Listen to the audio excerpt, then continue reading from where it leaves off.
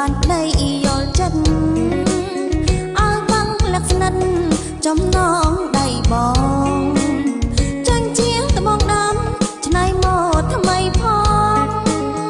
សប្បាយកន្លងបងថ្នាក់ថ្នមស្នេហ៍ចាប់ឡើងសំណប់ញាបងមួយឆ្នាំមានដងប្រពៃណីខ្មែរយើងទៅវត្តទ្រង់រួចពួងទៅស្រែទៅលេងពុកម៉ែ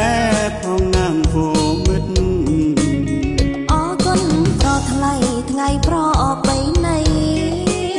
សំបុនឲ្យថ្មីចំណៃប្រណិតលើកជូនពុកម៉ែថ្នមថែជីវិតកាដូនេះពិនពិសិនអូដំ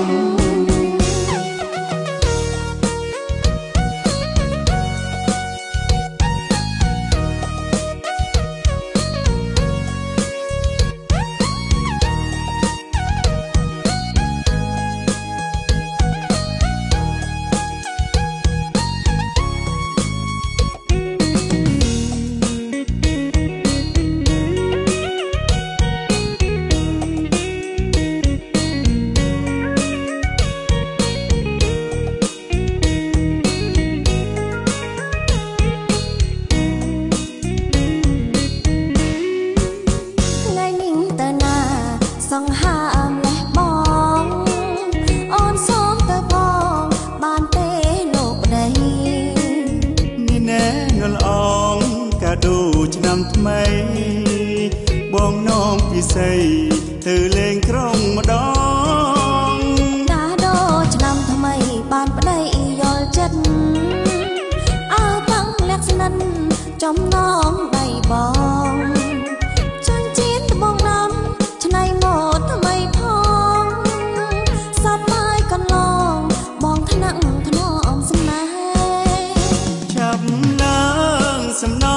ប់ញាបងមួយឆ្នាំមានដងប្រពៃណីខ្មែរយើងទៅវត្តទ្រង់រួចពួងទៅស្រែទៅលេងពុកម៉ែផងណាំវមិត្តអរគុណប្រថ្លៃថ្ងៃប្រពៃណីសំបុនឲ្យថ្មីចំណៃប្រណិតលើកជូនពុកម៉ែថ្នមថែជីវិតកាដូនេះពិនពិសិនអូដំ